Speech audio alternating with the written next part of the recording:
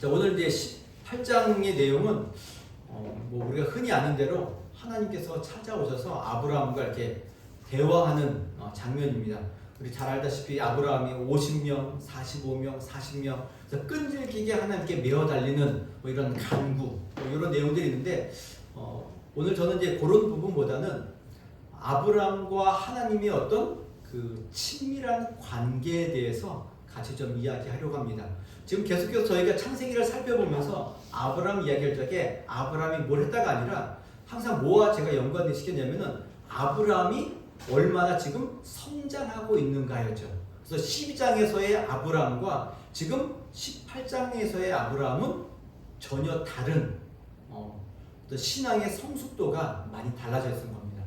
그러니까 뭐 뒤에 다시 설명하겠지만 아브라함이 하나님과 지금 뭘 하나요? 계속 대화를 하는 거예요. 대화를.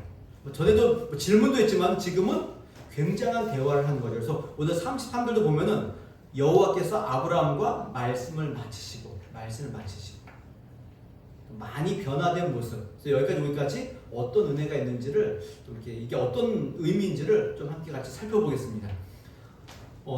지난 17장에서는 아브라함이 이제 이스마엘 때문에 하나님께서 한 13년간을 가만히 계시다가 찾아오셔서 뭐 이렇게 다시 한번 약속을 재확인시켜주는 장면들이 있었죠.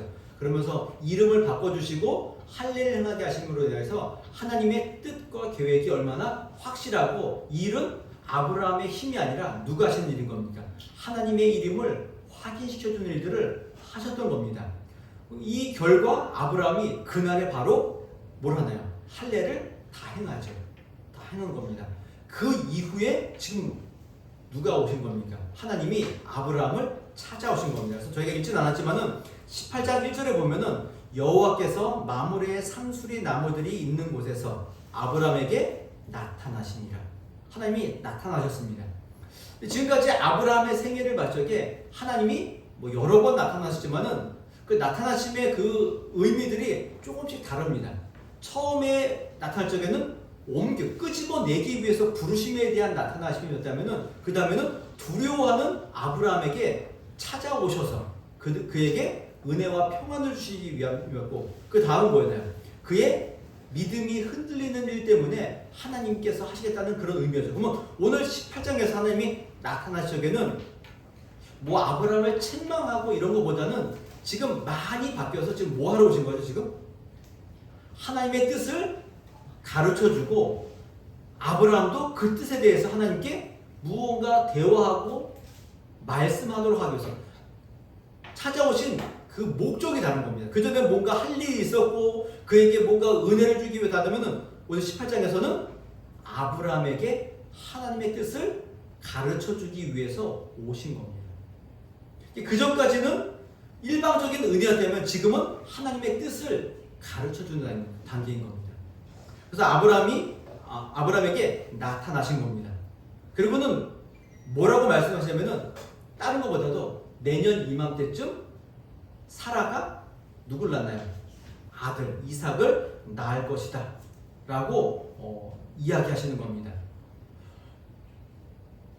이런 목적으로 오셨던 하나님이신 거죠. 근데 이 하나님께서는 혼자 오시지 않고 누구랑 같이 왔나요? 세 명이 같이 오죠. 세 명의 사람. 세 명의 사람이 같이 오는데 그 세 명 중에 한 명은 누구죠? 하나님이시고 두 명은요? 천사입니다. 천사. 왜 뒤에 이제 19장에 나오기 때문에 근데 아브라함이 하나님과 천사인 것을 알고 영접했나요? 그렇진 않죠. 처음에는 하나님께서는 그런 의도를 가지고 왔지만은 아브라함은 그 의도를 지금 모르고 있고 하나님이신 줄도 모르고 그저 뭐 하나요? 영접하는 겁니다. 영접하는 거죠. 그래서 오늘 주제와는 다른 이야기긴 하지만은 나중에 이제 히브리서 13장에 보면은 형제 사랑하기를 이야기하면서 부지 중에 천사들을 대접하는 이들이 있었느니라. 누구죠? 지금 아브라함 얘기하는 거죠. 아브라함 얘기하는 겁니다. 그리고 예수님께서도 그 양과 염소의 귀를 이야기하면서 뭐라고 표현하시나요? 양들에게 너가 나를 영접했다 하더니 저희가 언제 그랬나요? 그랬더니 뭐라고 하시죠? 지극히 작은 자에게 한 것이 나에게 한 것이다 라고 이야기하면서 우리로 하여금 지극히 작은 자들을 영접하고 대접하는 일들에 대해서 중요하다라는 이야기를 어쨌든 하고 계시는 겁니다. 자, 이게 지금 아브라함이 그 세 사람을 보고 영접하는 내용이 등장하죠. 그리고 나서 한참 대화하다 보니까 그들이 누구인 줄 안 거죠? 하나님이고 여호와인 것을 깨닫게 되고 이게 뭐 영접하고 뭐 대접하고 그 결과 사라가 아이를 낳을 것이라는 이야기를 쭉 설명하는 내용이 있습니다. 그리고 나서 이제 오늘 16절 오늘 본문에 들어오는 겁니다. 하나님께서 나타나셨고 이 세 사람이 대접을 받은 다음에 하나님 뜻을 가르쳐 주시고 이제 뭐 하시나요? 떠나시려고 하죠. 그럼 이 세 사람은 사실은 뭐 때문에 온 거죠? 소돔 땅의 죄악을 확인하기 위해서 온 것인데 하나님께서는 그 사실과 또 아브라함을 통해서 사라를 통해서 나타내고자 하시는 그 믿음의 크심을 믿음을 확신시켜주기 위해서 그들에게 찾아오시는 두 가지 목적이 있었던 거죠. 그래서 이 세 사람들이 이제 떠나려고 합니다. 그래서 16절을 보니까 그 사람들이 거기서 일어나서 소돔을 향하고 아브라함은 그들을 전송하러 함께 나가는 일들이 있는 겁니다. 떠나고요. 먹을 거 먹었고 대접 받았으니까 이제 자기 일을 하기 위해서 떠나는 겁니다. 떠나는 일을 하는데 갑자기 하나님께서 아브라함에게 뭐라 그러시나요? 내가 하려는 것을 아브라함에게 숨기겠느냐 이거죠. 이제 하나님의 뜻을 그냥 조용히 하시면 끝나는데 뭐 하시나요? 내가 어떻게 너에게 이 비밀을 안 알려줄 수 있겠냐? 이런 겁니다. 내가 너의 얼굴을 보고 어떻게 내가 이거를 안 알려주고 갈 수 있겠느냐? 그리고는 알려주는 거죠. 오늘날 우리도 똑같죠? 뭐라 그러나요? 이거 너한테만 얘기하는 거야. 이거 어떤 때 이런 얘기 쓰죠? 이거는 누구도 알아서는 안 되는 것인데 너는 너무 친하니까 너한테만큼은 내가 비밀을 가질 수 없으니까 내가 너한테는 알려줄게 이겁니다. 그러니까 너한테만 알려줄게라는 이야기는 친밀하기 때문에 숨기지 않고 내가 다 이야기하겠다는 겁니다. 그래서 마음속에 뭔가 그 상처가 있는 분들도 처음부터 자기 상처를 아무에게나 막 꺼내나요? 안 하죠. 누구에게 하죠? 정말 믿을 만한 그 사람이 안 믿을 만한 사람이 있으면 자기가 그렇게 느끼는 사람에게만 하는 겁니다. 그러니까 하나님께서 자신의 뜻을 아브라함에게 숨기지 않고 이야기하겠다는 이야기는 하나님께서 아브라함을 지금 뭐처럼 대하시는 거죠? 친밀하고 친한 친구처럼 대하시겠다는 겁니다. 아브라함은 하나님을 친구처럼 대하는지 모르지만 하나님은 그만큼 아브라함과 친밀한 관계를 가지고 이야기하시는 겁니다. 그래서 비밀을 얘기하시는데 두 가지를 가르쳐 줍니다. 하나님께서 숨기지 않고 두 가지를 말씀하시는데 첫 번째는 내가 이루겠다라는 겁니다. 근데 사실 이 얘기는 비밀이라기보다는 이미 12장부터 쭉 해오셨던 이야기를 다시 한번 확인시키는 겁니다. 여기 18절에 보니까 아브라함은 강대한 나라가 되고 천하 만민은 그로 말미암아 복을 받게 될 것이 아니냐. 내가 그로 그 자식과 건속에게 명하여 여호와의 도를 지켜 의와 공도를 행하게 하려고 그를 택하였나니 이는 나 여호와가 아브라함에게 대하여 말한 일을 이루려 함이니라. 내가 말한 모든 것들을 내가 이루겠다. 그 이유가 뭐였나요? 첫 번째, 내가 너를 강대한 나라, 천하 만민의 복을 받게 너를 통해서 복을 받게 하겠다. 이거는 이미 12장에서 처음에 하셨던 말씀을 다시 한번 선포하시는 내용이고요. 내가 너를 택한 이유는 그러니까 아브라함을 구원한 이유에 대해서 설명하는 겁니다. 어찌 보면 아브라함의 입장에서는 하나님 도대체 나를 왜 이렇게 택하셨지? 왜 부르셨지? 의문이 들 수 있는데 이렇게 알려주시는 겁니다. 여호와의 도를 지켜 의와 공도를 행하게 하기 위해서 내가 너를 택했다라는 겁니다. 이게 어떻게 보면 우리의 구원의 목적도 마찬가지죠. 보통 찬송가도 있잖아요. 하나님의 은혜로 이 쓸데없는 자 왜 구속하여 주는지 난 알 수 없도다. 이게 우리의 마음이잖아요. 그렇죠? 도대체 내가 뭐길래 나를 구원하신 겁니까? 이런 거죠.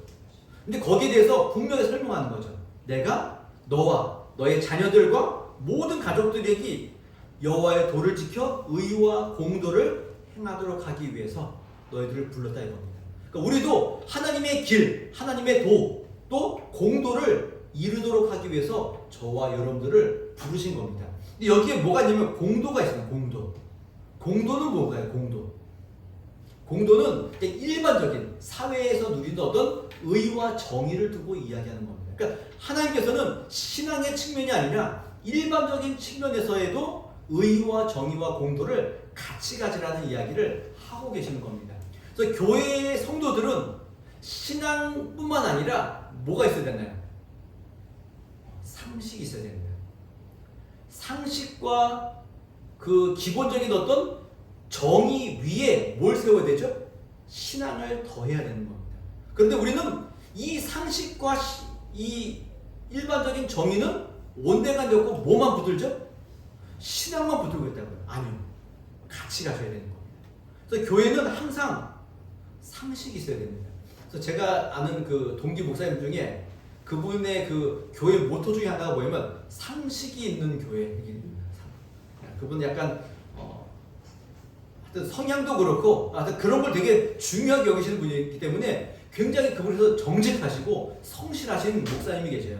어쨌든 상식 있는 교회가 되셔야 되는 겁니다. 그래서 모든 신앙의 일을 할 적에 일반 사람들이 그러니까 신앙적인 면으로 우리를 공격하는 것이 아니라 상식적인 면에서 우리가 해야 될 일들을 하셔야 되는 겁니다. 그래서 전도를 하는데 일반 사람들이 얼굴을 찌푸리게 하는 방식으로 전도를 해서는 안 되는 거죠. 제가 예전에 그 지하철에서 타고 이제 집으로 오는데 어떤 전도자가 뭘 이제 명절쯤 됐었던 거죠. 그분 뭐냐면 우상 숭배하면 안 된다고. 조상에게 제사 드리면 우상 숭배라고 거기서 엄청 심하게 떠드는 겁니다. 그랬더니 한 사람이 참다가 일어나가지고 조상을 섬기는 당신 뭐냐고 싸우는 거죠. 그러니까 이게 신앙적인 측면에서 그렇게 전도 안 해도 되잖아요. 이런 것들이 중요한 겁니다. 그 일반적인 어떤 그 공의와 정의를 잃어버리는 행동들을 교회가 해서는 안 됩니다. 제가 들은 이야기 가운데 교회 안에 있는 어떤 성도님이 집을 사셔요. 제가 뭐 집을 사본 적이 없어서 모르겠는데 집을 사면은 뭐 세금을 많이 낸다 그러더라고요. 그런데 이 집을 교회가 사택의 용도로 교회가 사버리면은 뭐 세금을 안 낸대요. 맞나요? 그래서 교회가 성도의 집을 교회 이름으로 사주는 겁니다. 그리고 교회는 뭘 받을까요? 세금 면제된 것에 대한 11조를 그 사람이 헌금을 내는 겁니다. 이러면 안 되는 겁니다. 교회는 그러면 안 돼요. 이거를 세무서 직원은 안다는 겁니다. 아는데 뭐 어떻게 할 길이 없잖아요. 왜 뭔지 뻔히 아는데. 이게 공도입니다. 공도. 교회는 일반 상식과 정의를 바탕으로 해서 그 위에 신앙을 덧대셔야 되는 겁니다. 그들이 가지고 있는 정직과 도덕과 윤리보다 훨씬 더 높은 수준의 은혜를 저와 여러분들이 받았기 때문에 그 일을 해야 되는 겁니다. 아브라함을 그렇게 부르셨고 하나님께서 저와 여러분들을 그렇게 부르신 겁니다.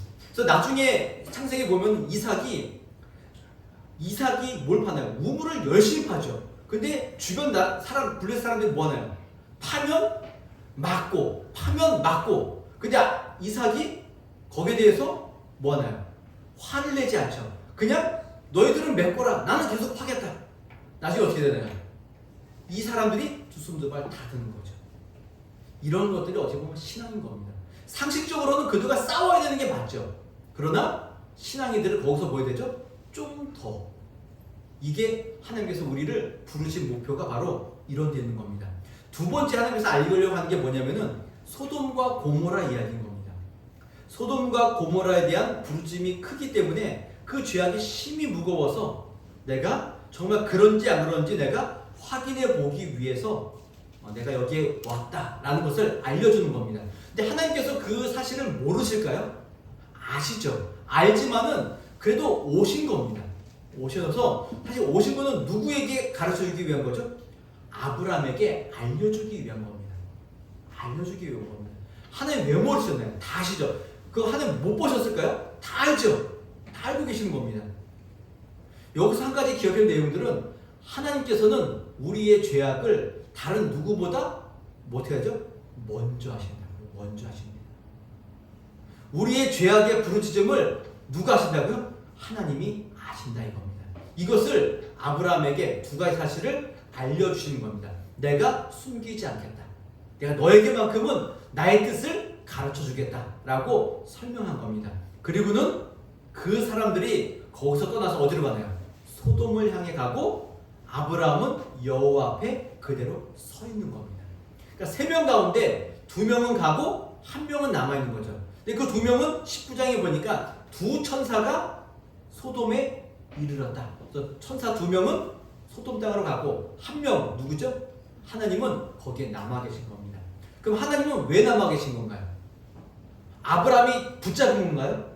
아니요. 여기 보면은 아브라함은 여호와 앞에 서 있는 것처럼 보이지만은 실제로는 누가 서 계신 겁니까? 하나님께서 아브라함에게 서 계신 거죠. 그와 대화하고 어떻게 보면 인격적인 교제를 하기 위해서 남아 계시는 겁니다. 아브라함, 내가 너에게 숨기지 않고 이야기한 하나님의 뜻이 있는데 그 뜻에 대해서 아브라함이 하나님께 하고 싶은 이야기가 많고 궁금한 것이 많을 겁니다. 그래서 하나님께서 남아 계셔서 그래 이야기하자. 그래서 남아 계시는 겁니다. 그 앞에 하나님이 서 계시는 겁니다.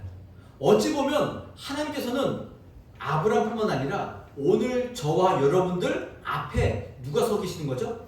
하나님이 서 계시는 거예요. 우리가 하나님을 만나기 위해서 주님 앞에 나와서 기도하고 한 것이 아니라 하나님이 항상 누가 앞에 서 계시죠? 우리 앞에 계신다고요. 뭐 하기 위해서요?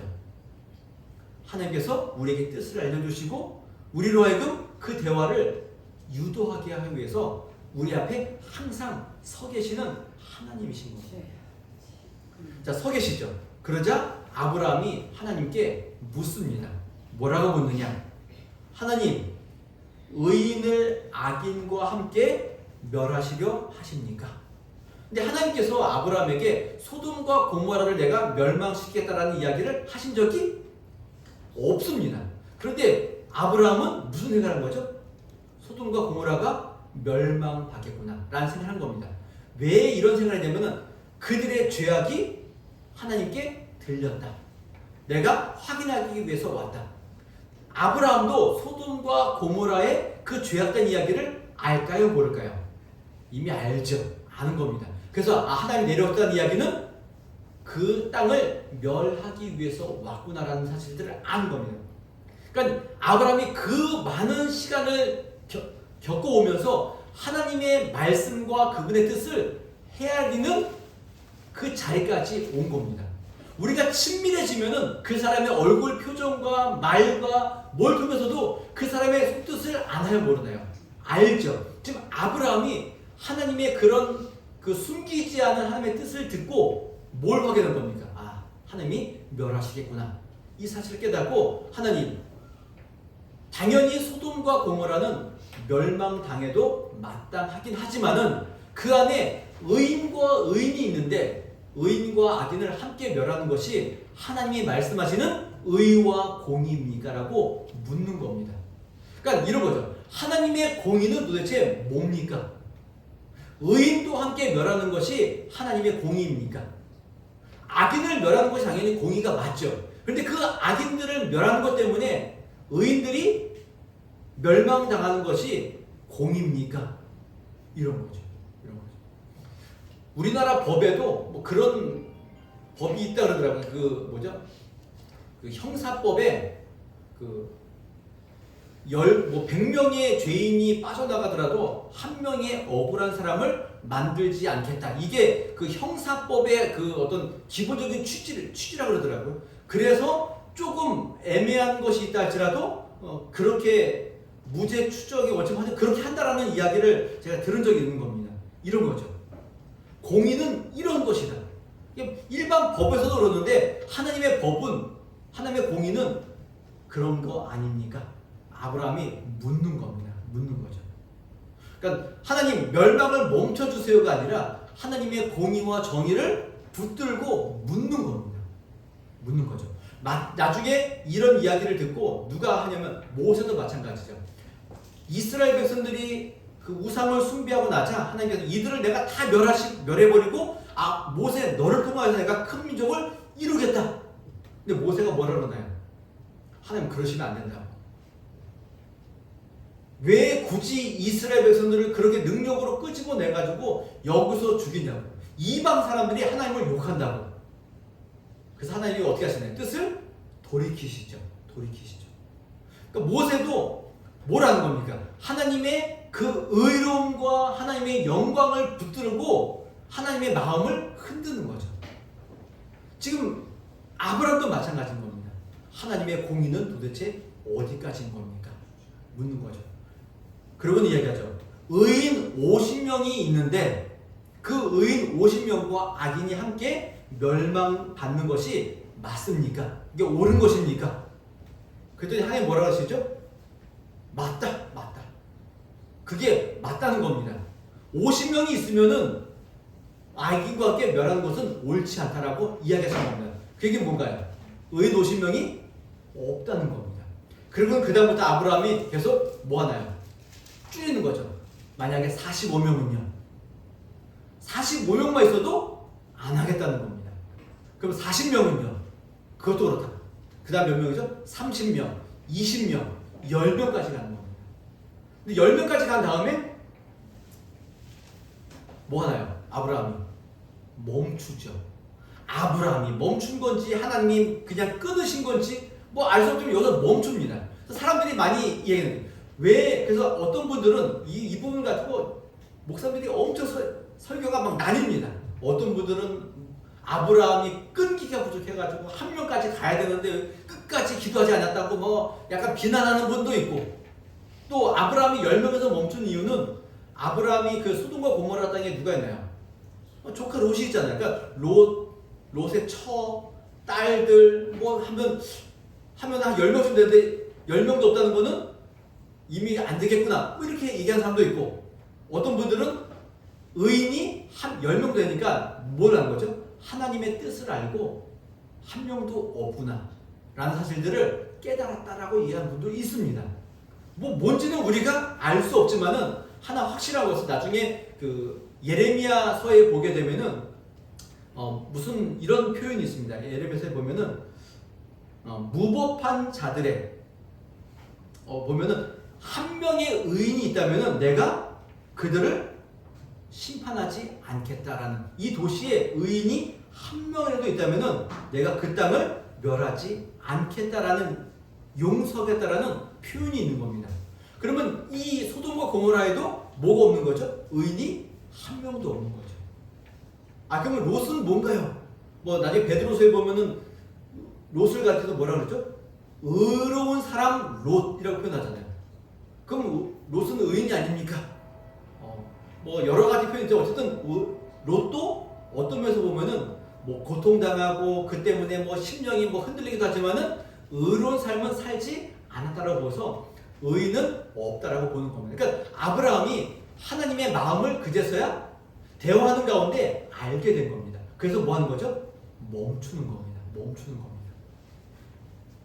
이게 지금 오늘 18장의 내용인 겁니다. 하나님이 나타나시고 숨기지 아니하시고 하나님, 아브라함 앞에 서 계시는 하나님이신 겁니다. 왜 그러실까요? 그와의 친밀한 관계, 아브라함을 하나님의 벗으로 생각하기 때문에 그렇습니다. 이 얘기는 제 얘기가 아니라 성경에 나와 있습니다. 그러나 나의 종 너 이스라엘아, 내가 택한 야곱아, 나의 벗 아브라함의 자손아. 하나님께서 친히 아브라함을 뭐라고 부르신다고요? 벗이라고 부르신다고요.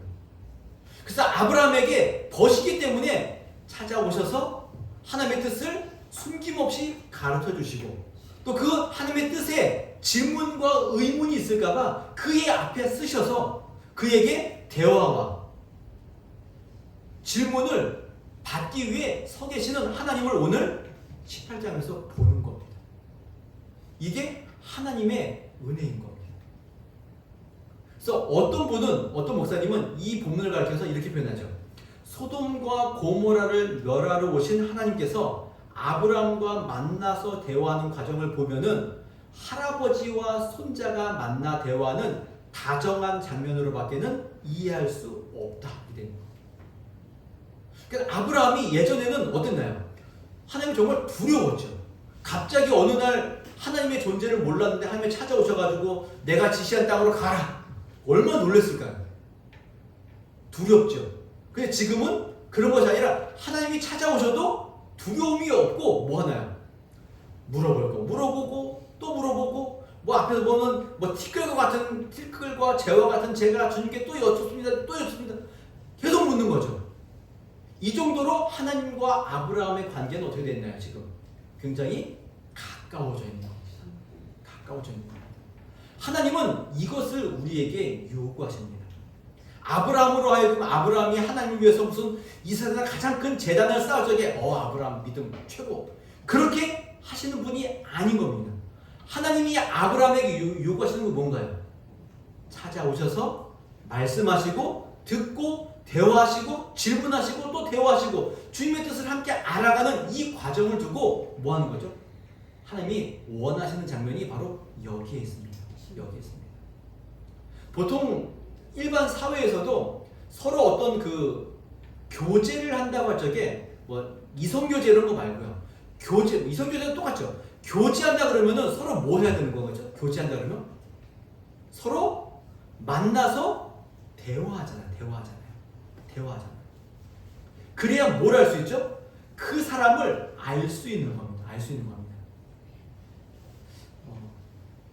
저희 아내가 아주 재밌게 시청하는 TV 프로그램 중에 하나가 나는 솔로. 너무 좋아요. 서로 모르는 사람들이 서로 짝이 되기 위해서 모이는데 서로 뭐 하나? 짝이 되기 위해서 뭐 하죠? 상대방을 알아가기 위해서 뭐 하죠?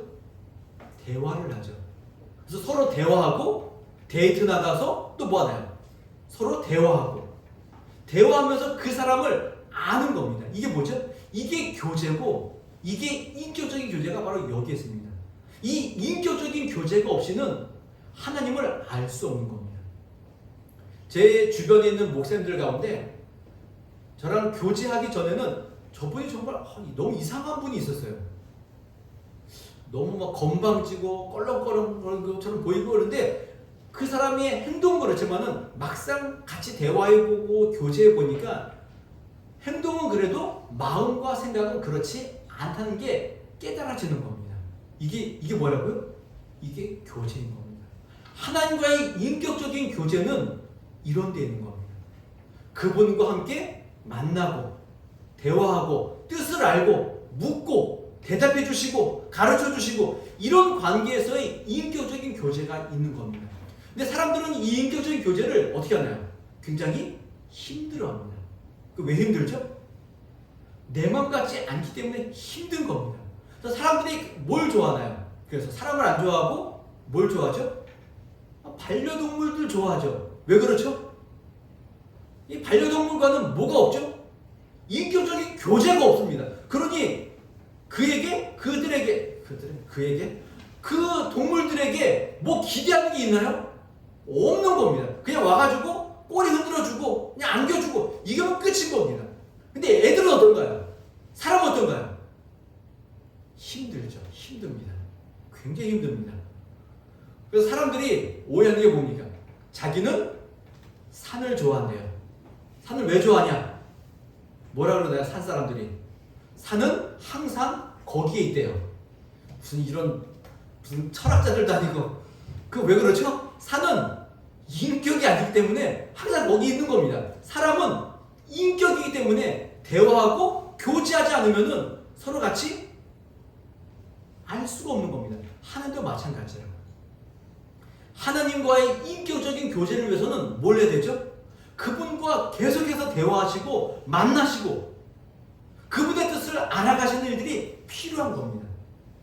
하나님은 항상 어디에 서 계시죠? 우리 앞에 서 계신다고요.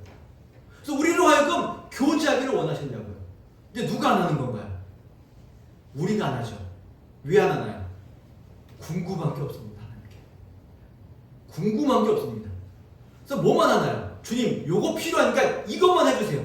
이게 하나님과 우리의 관계의 전부인 겁니다. 하나님과 우리와의 관계는 하나님 내가 이거 필요하니까 들어주세요가 아니라 하나님의 마음은 뭡니까? 하나님의 뜻은 뭡니까? 저한테 제발 숨기지 말고 이야기 좀 해주세요. 그런 거죠. 하나님 지금 제 상황이 이런데 정말 주님의 뜻은 어디에 있는 겁니까? 묻는 거죠. 기도하는 거죠. 그럼 주님이 뭐랄까요? 우리에게 기도하는 가운데 말씀해 주실 거라고. 그럼 그 말씀을 깨닫고 우리는 뭐 하는 거죠? 아, 하나님 뜻은 여기에 계셨군요. 하나님의 은혜는 여기에 있었군요. 하나님을 아는 겁니다. 주님을 깨닫는 거죠.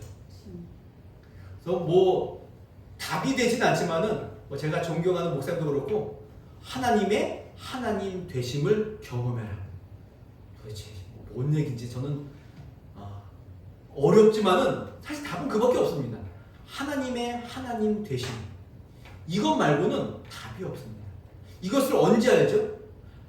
하나님의 뜻을 묻고 그분 앞에 대화하고 기도하고 이런 관계가 있을 때만이 이걸 아는 겁니다. 오늘 아브라함도 찾아오시고 가르쳐주시고 서 계시는 하나님과의 대화 가운데 아브라함이 뭘 깨닫죠? 하나님의 뜻을 깨닫고 은혜를 깨닫고 알고 뭐 하는 거죠? 이제 서로 자기 자리로 돌아가서 아브라함 또 뭐 했을까요? 자기 일을 열심히 하는 거죠. 이게 교제입니다. 이게 하나님의 은혜의 자리가 여기에 있습니다. 오늘 저와 여러분들도 오늘 단순히 18장을 보시면서 하나님께 한 명이 될 때까지 끝까지 기도하자. 이게 중요한 것이 아니라 하나님의 뜻을 알고 그 뜻을 위해 묻는 일들. 이것이 하나님과의 인격적인 교제인 줄 아시고 그 인격적인 교제 가운데 들어가시고 이것이 하나님이 우리를 벗으로 친구로 대해주시는 은혜인 줄 알고 그 자리에 들어가시기 위해 끊임없이 노력하시는 하나님의 거룩한 백성들이 되시기를 주님의 이름으로 부탁을 드리겠습니다. 우리 시간 같이 함께